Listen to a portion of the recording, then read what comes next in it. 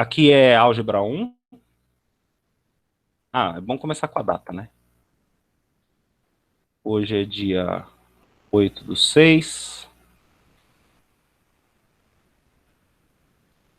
Álgebra 1. Eu sou o professor Eduardo. E de tudo isso que eu escrevi, o mais importante é o que vem agora. É o WhatsApp para mandar dúvidas, pedir ajuda, pedir dicas e tudo mais, tá bom? Hoje a gente vai mudar o tema. Então a gente ficou umas boas, acho que 6 aulas, né? Falando sobre análise combinatória, contagem. E hoje a gente vai mudar. Então hoje a gente começa agora uma sequência de mais 4, 5, 6 aulas que a gente vai falar de probabilidade.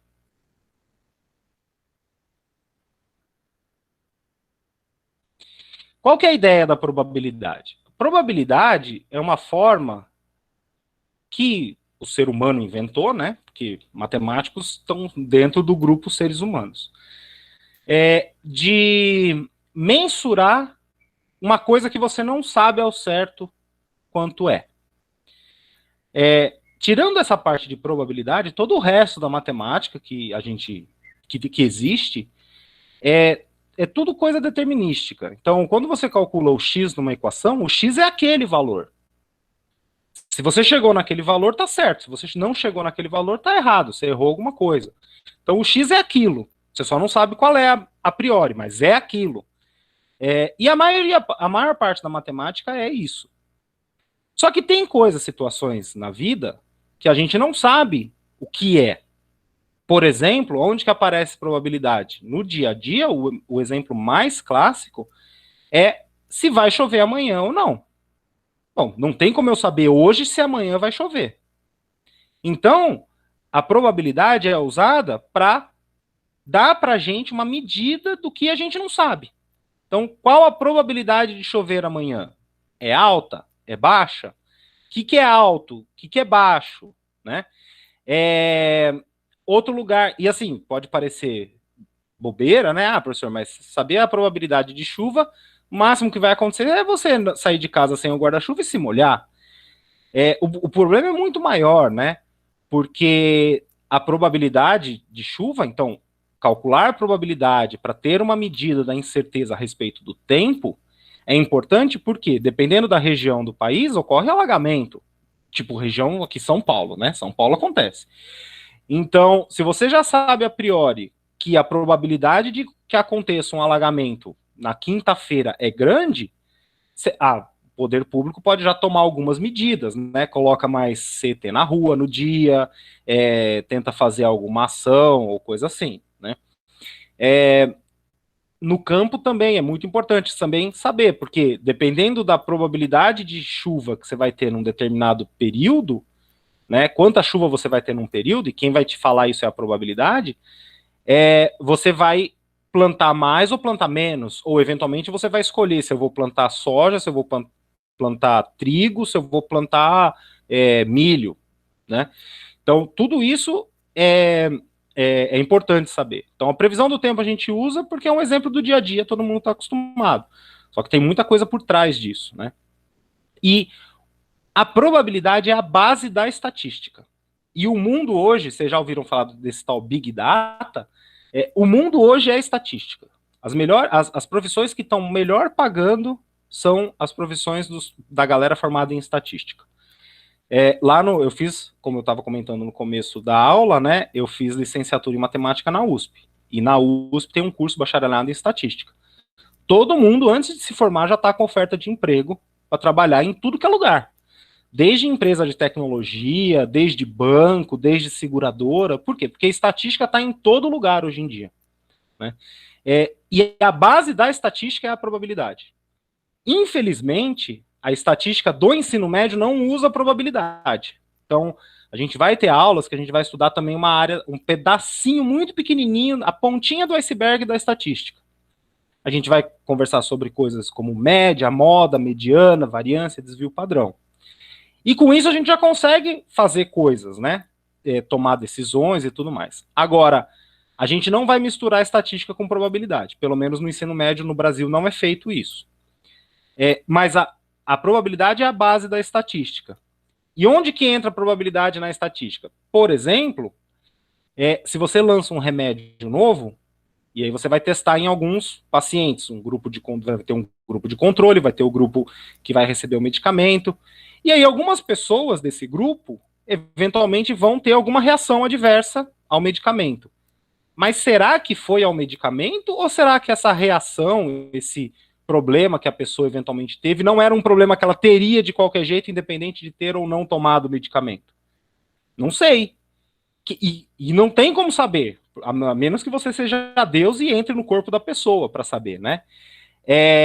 Então, no fundo, o que você vai fazer? Você vai fazer uma análise estatística e tudo isso vai estar embasado por probabilidade, pelo cálculo de probabilidades.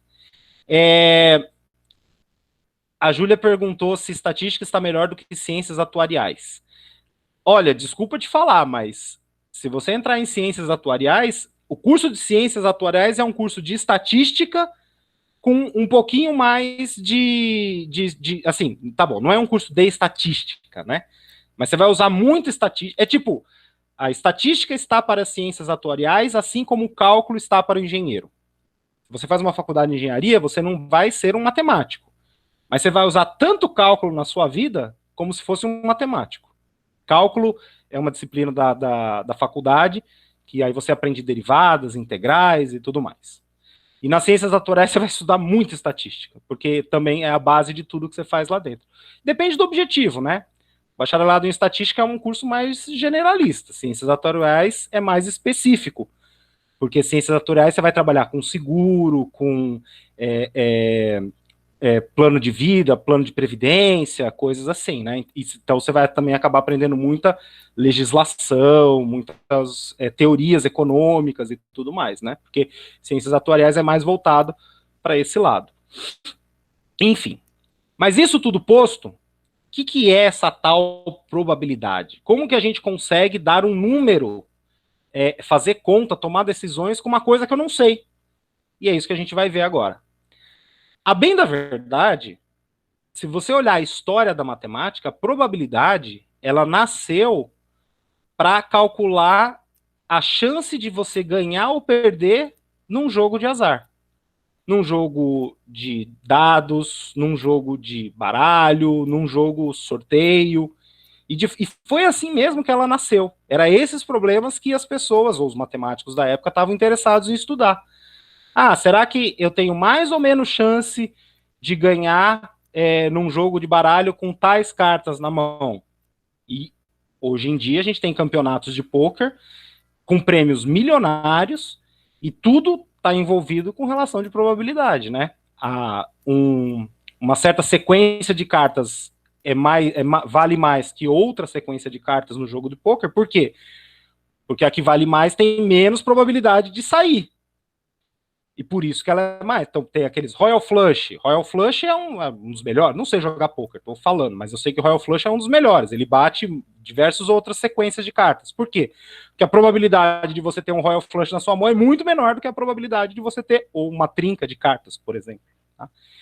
Então a probabilidade ela nasceu historicamente dos jogos. E hoje, muitos exercícios de probabilidade, acho que a melhor forma de ensinar é usando um jogo de dado, um jogo de cartas, ou eventualmente bolinhas coloridas, né? Isso dá uma intuição, porque são coisas que a gente conhece, né? A gente já pegou um dado na mão. Esses dados de 6 faces que você usa para jogo de tabuleiro, né? A gente já viu um baralho. Pode não ter tido um baralho na sua casa, mas você já viu um baralho. Então são coisas que a gente consegue usar a intuição para ajudar a gente a resolver o problema, do que se a gente fosse para alguma coisa muito teórica da probabilidade, tá? Ué, todo mundo que apareceu aqui eu liberei. O Rafael falou que tem gente querendo entrar na aula. Manda mensagem no grupo, eu imagino, né? Pedindo para primeiro verificar se está no link correto, porque pode ser que a pessoa esteja entrando no link de outro professor e por isso que não está aparecendo para mim a mensagem para liberar. E se ela tiver no link correto, para tentar fechar o navegador e começar de novo, né? Abrir de novo, ou se tiver no aplicativo do Meet. Porque, agora apareceu mais um aqui. Mas todo mundo que está aparecendo, eu tô deixando entrar. Tá bom, Rafael? Beleza? Você dá um toque pro pessoal? Espero que o Rafael tenha ouvido. Bom, isso tudo posto, então vamos começar a falar de probabilidade, tá? Dois termos importantíssimos a gente conhecer na hora que a gente vai discutir probabilidade é o seguinte: espaço amostral. Agora apareceu mais uma aqui.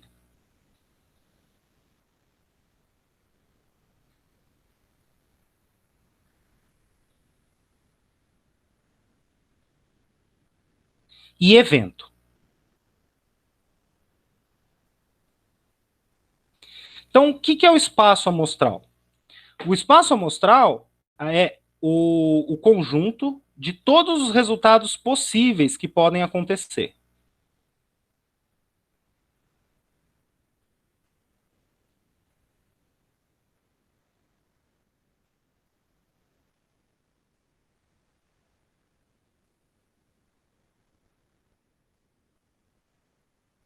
Resultados do quê? Do experimento, ou do seu jogo, ou daquilo que você está analisando. A gente vai fazer exemplos daqui a pouco para ficar claro o que é esse tal espaço amostral. E evento, o que é o evento? Ele é um subconjunto do espaço amostral, ou seja, um pedaço do espaço amostral. Então, eu vou escrever aqui que ele é um subconjunto do espaço amostral,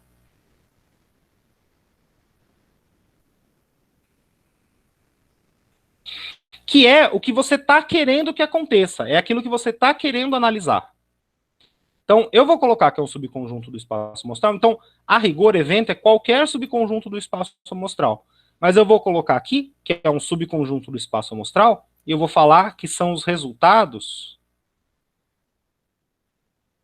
favoráveis. E essa palavra vai aparecer bastante enquanto a gente estiver estudando estatística. O favorável e o possível. Resultados possíveis, resultados favoráveis. Como que a gente denota o espaço amostral? Geralmente, no ensino médio, a gente usa a letra S para denotar espaço amostral. Então, o espaço amostral a gente fala que é o S maiúsculo. Mas se você pegar algum livro, ou mais antigo, ou um livro do ensino superior, em geral, o espaço amostral, nesses casos, é indicado por essa letra grega, ômega maiúsculo. Então, parece um O com duas perninhas embaixo. Ou um U de ponta cabeça com duas perninhas. Tá? É a última letra do alfabeto grego. E é a versão maiúscula, né? A versão minúscula é uma coisa assim. Parece um W com perninhas também. Então, via de regra, a gente vai usar o S e é como vai aparecer, principalmente nas questões de vestibular. Mas não se assuste se você encontrar algum livro e tiver esse símbolo aqui do ômega, significa a mesma coisa. Tá? E evento? Evento, aí a gente costuma usar alguma letra do alfabeto latino mesmo, geralmente maiúscula para indicar que é o evento. Então, A, B, etc. Né? Às vezes vai ter problema que tem várias situações, então você vai ter o evento A, o evento B, o evento C, e assim vai. Tá? Então, só para a gente padronizar a nomenclatura. E agora, como eu tinha dito, a gente vai fazer alguns exemplos sobre espaço amostral e evento. Então, um exemplo é algum estudo, sei lá, uma clínica ou numa maternidade, e aí esse estudo está preocupado em saber o sexo dos bebês. E aí por quê? Porque quer associar talvez alguma coisa com região que a pessoa vive, ou alimentação, ou idade dos pais, para saber se tem alguma probabilidade maior ou menor da criança nascer sexo masculino ou feminino em alguma determinada situação, por exemplo. Então, sexo do recém-nascido.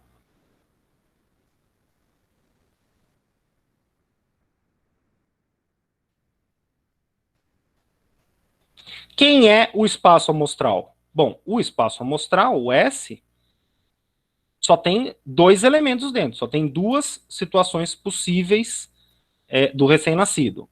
Ou é masculino, ou é feminino.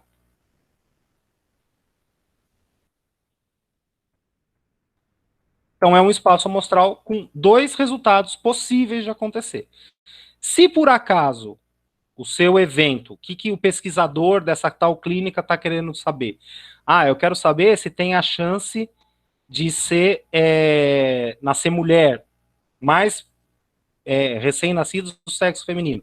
Então, o evento que ele vai usar na pesquisa dele é feminino só. Outro exemplo. Agora vamos partir já para os jogos. Então, eu tenho um dado de 6 faces. E hoje em dia, quando eu fui aluno, quando a gente falava dado, a gente não precisava falar que era de 6 faces. Mas hoje em dia, vocês já ouviram falar que existem jogos de RPG, né? Há acho que alguns 15, 20 anos atrás, teve um boom dos jogos de RPG. E aí, com esse boom de jogos de RPG, os caras inventaram dados de 4 faces, 5 faces. 5 acho que não tem. 4, a de 6, que é o tradicional. Tem dado de 20 faces, tem dado de um monte de faces. De tudo que é jeito, tamanho diferente, né? E inclusive alguns são bem caros, né? Às vezes são feitos de metal, coisas assim, né? Depois é até curioso dar uma procurada no Google os tipos de dados que existem hoje. Então, mas para o nosso caso aqui, vamos ficar com um dado de, esqueci de escrever o 6 aqui, um dado de 6 faces.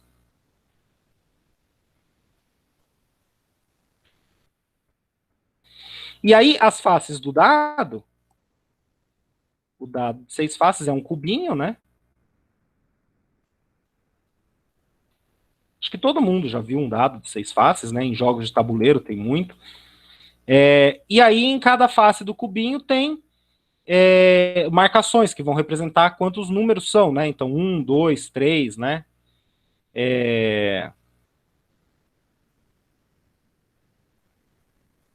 Coisas assim, tá?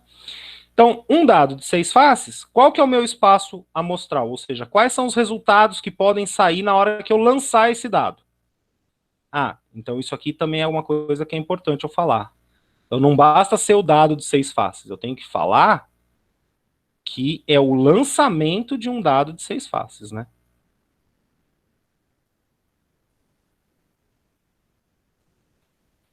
Então o lançamento do... E é um dado só, né? Não dados.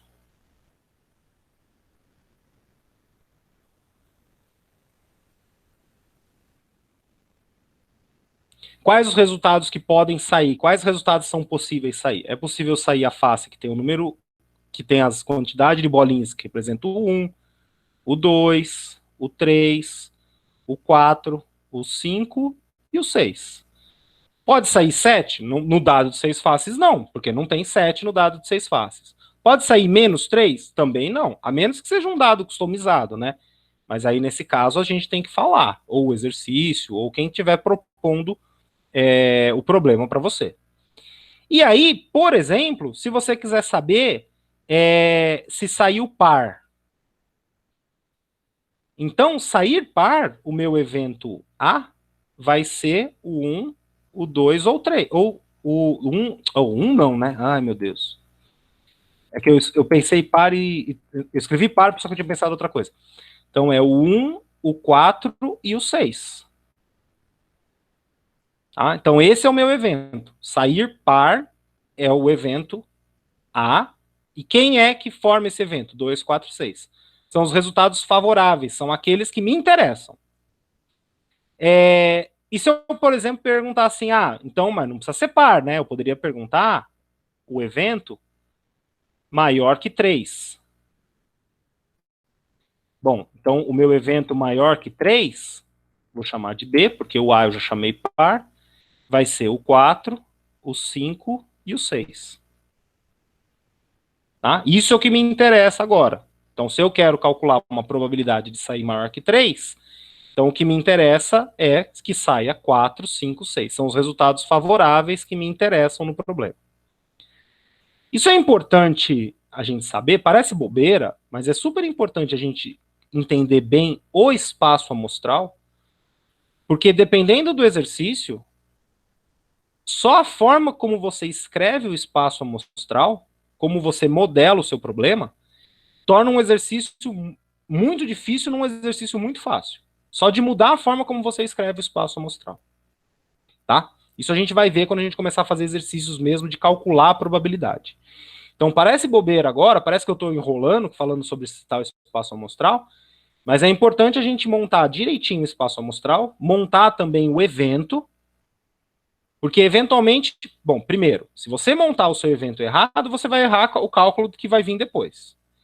E no espaço amostral, dependendo do exercício, você tem mais de uma opção de como escrever o espaço amostral. Dependendo da forma como você escreve, talvez a gente consiga hoje ainda fazer um exercício desse tipo, mas talvez não. Dependendo de como você escreve o espaço amostral, você torna um exercício muito difícil num exercício muito fácil. Ou, eventualmente, um exercício que era fácil, você acaba transformando num exercício muito difícil de fazer. Tá? Bom, e agora sim vamos falar probabilidade. Então, como que eu calculo probabilidade? Probabilidade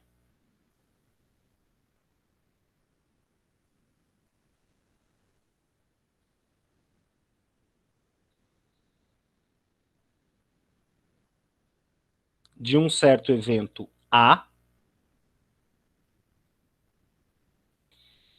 de um espaço amostral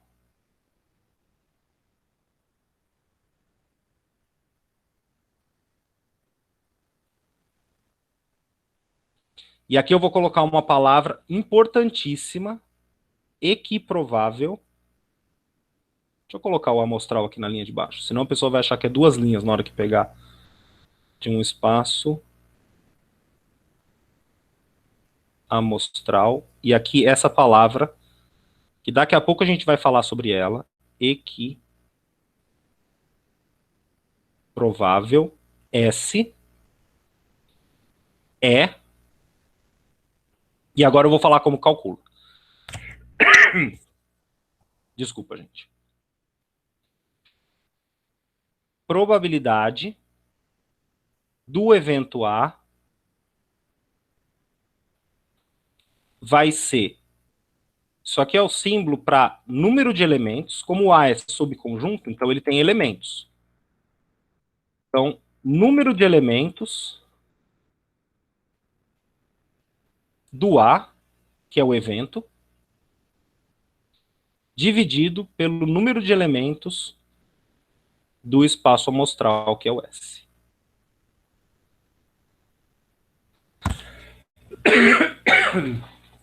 Oi, desculpa de novo. Um jeito mais fácil de lembrar, acho que eu vou até colocar essa expressão na linha de baixo, que isso aqui, esse aqui é o coração da aula de hoje. Desse jeito que eu escrevi, não está fácil de lembrar a expressão. O que é essa tal probabilidade?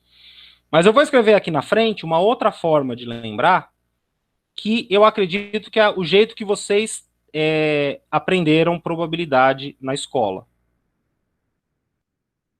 Se tiveram aula disso, né? Tem professor que pula esse capítulo do livro. Mas na escola você deve ter visto que é assim, e tá certo, tá? É o número de casos favoráveis dividido pelo número de casos possíveis. Tá? Então você não precisa decorar o NA sobre NS, você pode lembrar de casos favoráveis dividido por casos possíveis. A quantidade de casos favoráveis, quantidade de casos possíveis. Só que tudo isso depende dessa palavrinha aqui. O espaço amostral tem que ser equiprovável. E o que significa ser equiprovável? Todos os resultados do seu espaço amostral, no caso aqui do lançamento de um dado de 6 faces, 1, 2, o 3, o 4, o 5, 6, todos os resultados têm que ter a mesma chance de acontecer. Não pode haver preferência por nenhum ou outro resultado lá do seu espaço amostral. Então, se o espaço amostral for equiprovável, é assim que a gente vai calcular a probabilidade. Professor, e quando não for equiprovável? Aí a gente vai ver mais para frente o que a gente faz nessas situações, tá? 90% dos exercícios de vestibular, probabilidade vai ser apresentada para vocês num espaço amostral equiprovável. Tudo depende também de como você monta o seu espaço amostral, porque via de regra, o exercício do vestibular não vai te falar quem é o espaço amostral, você que tem que montar. Então, na hora que você montar o seu espaço amostral, monte-o de forma a garantir que ele seja equiprovável. Por quê? Porque daí você pode usar isso daqui, fazer a conta da forma fácil. Mas tem exercício, e o exercício de vestibular vai ser pensado para que você resolva desse jeito. Agora, tem exercício de vestibular que não, que o próprio exercício já vai te dar de cara que o teu problema não é um espaço amostral equiprovável. Quando? Por exemplo, ele vai te falar, faltou um outro exemplo aqui em cima também, que é super comum, né? Se eu quiser fazer o lançamento de uma moeda, e esse aqui acontece todo começo de jogo de futebol. Eles fazem o lançamento de uma moeda para definir quem é que começa com a bola, né? Então, lançamento de uma moeda. Quem é o espaço amostral? O teu espaço amostral é ou sai cara ou sai coroa. Não tem outra opção na moeda. Tá? E aí o seu evento, por exemplo, se o seu time pediu cara, você quer saber qual que é a probabilidade de sair cara ou coroa. Tá? Então o evento B, por exemplo, seria coroa. E aqui o dado, deixa eu puxar mais para cá, que ele não tem a ver com a moeda.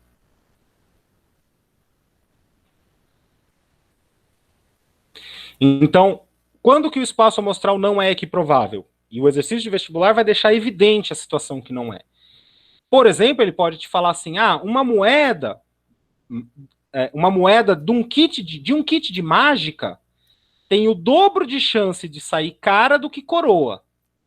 Então o meu espaço amostral não é mais equiprovável. Um resultado do espaço amostral, a cara, tem mais chance de sair do que o outro, que é a coroa. E acontece, né? Você vai nessas lojas que vende kit de mágica e tudo mais, né? Tem as moedas que saem mais de um lado do que do outro. Tem moeda que só sai de um lado até, né? Inclusive. Então, porque a moeda é desbalanceada, né? Eles colocam uns pezinhos na moeda de forma que ela sempre caia de um lado só, né? Mesma coisa dado, existe dado viciado, que é para vender, né? Em loja de mágica e tudo mais. Que ele tem pezinhos dentro dele que faz sair um número sair muito mais vezes que os outros números, né? E aí o exercício vai deixar evidente para você que você não está num problema que o espaço amostral é equiprovável, porque ele já falou de cara. Mas a maioria, como eu disse, 90% dos casos vão ser em espaços amostrais equiprováveis. Na vida real, se você for fazer estatística na vida real, como profissão e tudo mais, aí é o contrário. A maioria dos problemas que você for se deparar, os espaços amostrais que você vai trabalhar não são equiprováveis, né? A chance de uma pessoa ter uma doença é diferente, dependendo de fatores genéticos, de fatores alimentares, de onde ela vive, se ela vive num centro urbano, se ela vive numa área rural. Então, só por aí você já vê que não é equiprovável que cada pessoa lá dentro tenha a mesma chance de ter a tal doença, né? Então, aí o problema é bem mais diferente, tá? Mas, como eu disse, 90% dos problemas de vestibulares, os casos que vão aparecer são de espaços amostrais equiprováveis. Óbvio, desde que você monte, quem vai montar o espaço amostral é você tem que montar o espaço amostral de uma forma inteligente. Como eu disse, eventualmente você vai transformar um exercício muito fácil num exercício muito difícil. E eventualmente vice-versa, né? Você vai pegar um exercício muito difícil e escrevendo o espaço amostral de uma forma conveniente, você torna o exercício muito fácil. Eu vou pegar aqui um exercício que eu tinha separado. Então, eu vou pegar o print aqui. Deixa eu pegar aqui.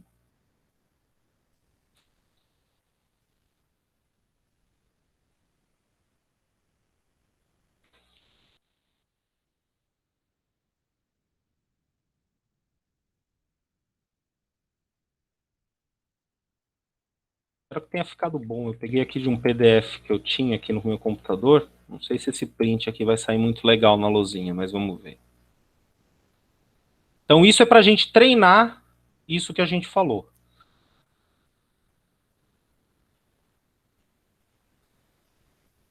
Então o exercício é o seguinte.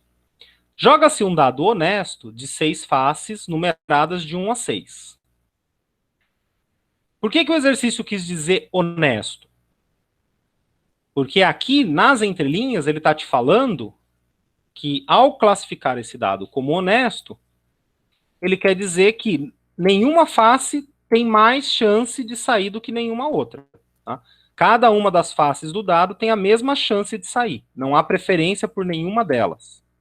Tá? Então, esse honesto aqui é a dica que o exercício está te dando que o S é equiprovável. Dependendo de como você montar, né? Bom, deixa aí, depois eu anoto que ele é equiprovável.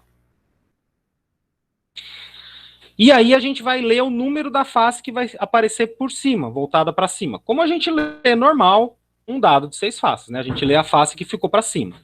E aí a gente vai calcular todas essas 5 probabilidades que ele pede. Então, o item A, ele pede para a gente calcular a probabilidade de ser o número 1. Então, esse primeiro, eu vou explicitar quem é o meu espaço amostral e quem é o meu evento. O espaço amostral são os resultados possíveis. Então, é possível sair o 1, o 2, o 3, o 4, o 5 e o 6, como a gente havia conversado agora há pouco.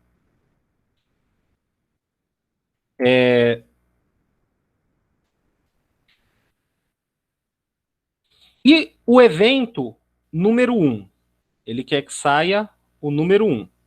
Então, esse meu evento, vou chamar de A, é formado só tem uma coisa dentro dele, né? Que é o próprio 1.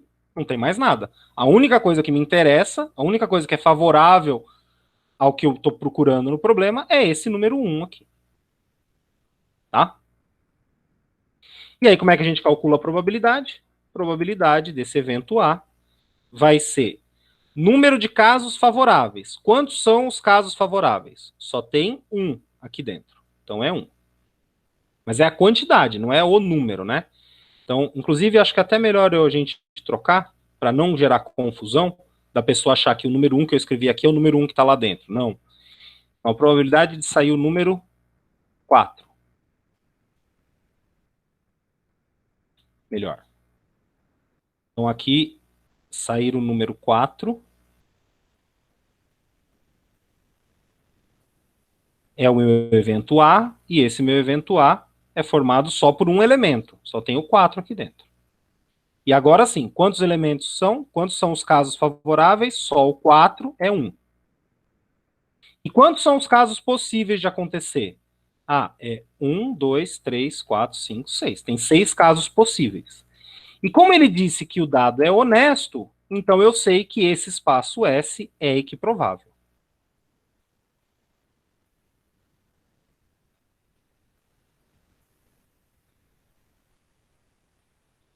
Então eu tenho 6 casos possíveis aqui. E a minha probabilidade é 1/6 e acabou. Beleza?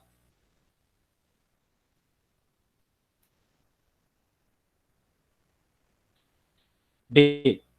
E assim, no comecinho parece bobo mesmo, tá? Tem gente aqui que deve estar virando os olhos falando assim, ah, pelo amor de Deus, professor, falar uma coisa dessa, isso aqui eu já sabia. Tudo bem. A gente começa devagarzinho e daqui a pouco a gente começa a pegar problemas mais difíceis. Então, B. O espaço amostral não vou escrever de novo, porque é o mesmo para o problema inteiro, né? Então, agora o B eu quero um número par. Bom, se eu quero um número par, vou chamar aqui de evento B, tem que ser o 2, o 4 ou o 6. E aí, como é que eu calculo a probabilidade desse evento B? Vai ser, quantos são os casos favoráveis? Eu tenho 3, né? O 2, o 4 ou o 6. Então, são 3 em quantos? Eu tenho 6 casos possíveis ainda, meu espaço amostral não mudou. Então, é 3 em 6, 3/6. Essa é a probabilidade de sair um número par no dado de 6 faces. Às vezes, você vai chegar em 3/6, vai olhar a alternativa e vai marcar, mas às vezes não. Então, 3/6 também eu posso escrever, e aí a gente tem que lembrar lá da aula de frações, a gente pode simplificar a fração dividindo em cima e embaixo. Toda fração você pode dividir numerador e denominador por um mesmo número que você mantém o valor da fração. Você vai gerar uma fração equivalente. Então aqui eu vou dividir em cima e embaixo por 3, e eu vou chegar numa fração equivalente que vai dar 1/2. E aí, provavelmente, se fosse uma questão de alternativa, estaria escrito 1/2 na alternativa e não 3/6. E aqui em cima, 1/6 é a resposta mesmo, esse aqui não tem como melhorar. C. Eu quero agora número maior que 4. Então, quem vai ser? Meu evento C vai ser ou 5 ou 6. Maior que 4 só tem esses dois. E aí a probabilidade de ser um número maior que 4 vai ser... Quantos são os casos possíveis? 2. Quantos são os casos favoráveis? 2. Quantos são os casos possíveis? 6. E esse aqui dá para simplificar de novo. Divide em cima e embaixo por 2. E aí você vai chegar em 1/3.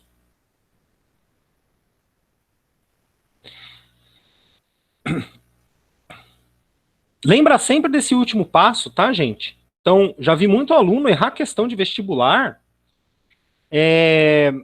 porque ele faz tudo certinho, chega na resposta correta, por exemplo, 2/6, olha as alternativas, não encontra 2/6, aí se desespera, fala, errei, e aí já chuta qualquer coisa e vai embora, vai tentar fazer outra questão. Quando, na verdade, bastava simplificar a fração para chegar na alternativa que estava lá. Às vezes, é transformar a fração em decimal. A gente vai treinar isso. Vão ter exercícios que a gente vai ter que apresentar, que as alternativas vão estar em decimal. Então, quando pegar um exercício desse, a gente vai relembrar como é que transforma uma fração em decimal. Às vezes, a gente vai ter que apresentar a resposta da probabilidade em porcentagem. Então, a gente vai também treinar como que eu transformo uma fração em porcentagem. Tudo isso vai aparecer nos exercícios que eu trouxer no decorrer das próximas aulas, tá? Mas aqui o importante não é fazer isso, transformar em decimal, transformar em porcentagem. O importante é treinar essa questão de possíveis por favoráveis dividido por possíveis, né?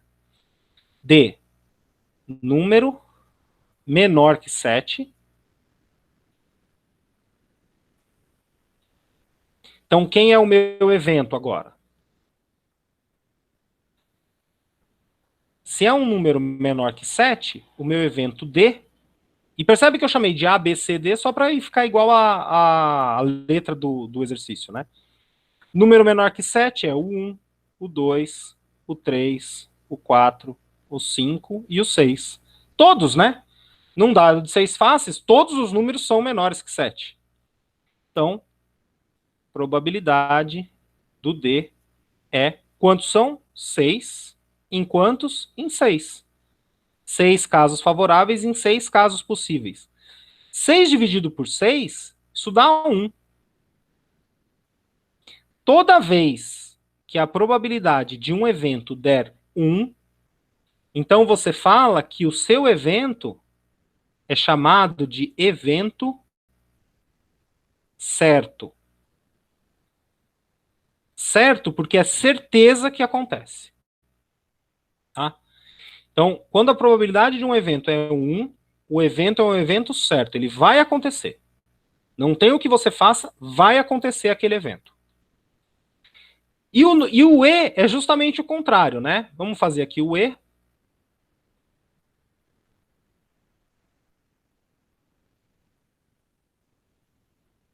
É um número maior que 6.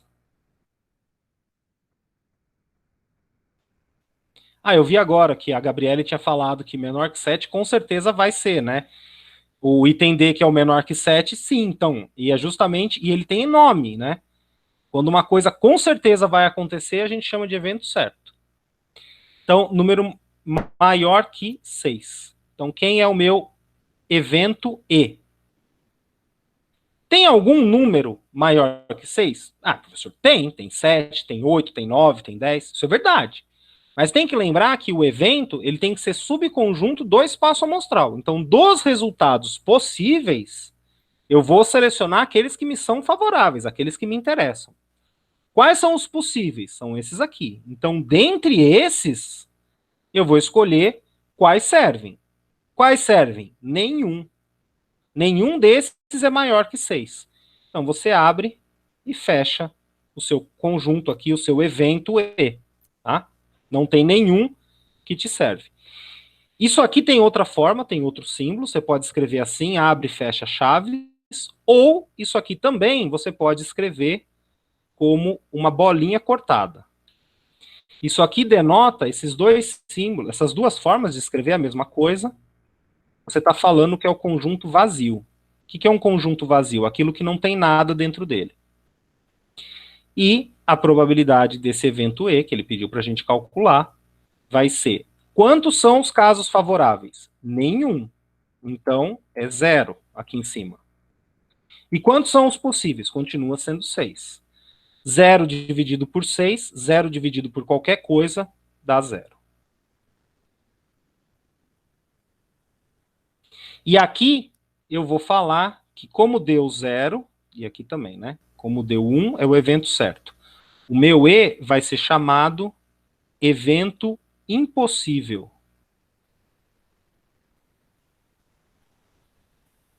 Então, a probabilidade do evento impossível é sempre 0. Uma coisa que não tem possibilidade de ocorrer, a probabilidade será 0. Beleza? É importante saber esses nomes? É importante. Importante não. Não é assim fundamental. Se você não soubesse que o evento certo e que o evento impossível são esses, probabilidade 1, probabilidade 0, isso aí não vai te impedir de entrar na faculdade. Mas, eventualmente, num exercício ou no outro, vai vir essa terminologia de evento certo e de evento impossível. Então, é bom a gente saber para quê? Para não se desesperar no dia, se você lê um exercício que fala desse tal evento certo ou desse tal evento impossível, você fala, meu Deus, o que é isso? Evento certo é aquele que tem probabilidade 1. Sempre, com certeza vai acontecer. Evento impossível é aquele que tem probabilidade 0. Não tem chance de acontecer. Beleza, gente? Então, acho que hoje, já está dando o horário também, como uma primeira aula para introdução do que é probabilidade, eu acho que está de bom tamanho. O que a gente vai fazer na semana que vem? Semana que vem eu pretendo começar com um exercício, e o primeiro exercício da próxima aula, da próxima terça-feira, vai ser um exercício que, se você não tomar muito cuidado na hora de montar o espaço amostral, você vai transformar o seu problema, que era muito fácil, num problema quase impossível de resolver. E aí a gente vai discutir a importância de montar o espaço amostral de forma adequada para o seu problema. Beleza, gente? Dúvidas, dores, tristezas e angústias? Sabe outra coisa também, aproveitar os últimos 30 segundos da aula? Sabe onde está a dificuldade em calcular a probabilidade nos exercícios de vestibular? Não é no cálculo da probabilidade. O cálculo em si vai ser tudo conta desse nível aqui. 2 dividido por 6, 6 dividido por 6, 3 dividido por 6, tá? Não vai ser muito mais difícil que isso. Aonde que está a dificuldade dos exercícios de vestibular que envolvem probabilidade? Ele não vai te falar claramente, que nem aqui, por exemplo, tudo bem, vai ter exercício que vai falar de dados, mas não vai estar claro, assim, pronto, quem é o espaço amostral e quem é o evento. Ou quais são os resultados possíveis. E é nessa hora que você vai ter que quebrar a cabeça para descobrir. E aí tem que tomar muito cuidado para você não montar um espaço amostral que não seja equiprovável, ou que você esqueça de colocar gente no espaço amostral, ou que você considere seu evento errado. Tá? É nesse ponto que está a dificuldade dos exercícios de probabilidade. Por hora eu não vou colocar a lista de exercícios de probabilidade, vou esperar passar a aula da semana que vem, e aí depois da aula da semana que vem eu coloco a primeira lista de exercícios de probabilidade, para a gente trabalhar. Tudo bem, gente?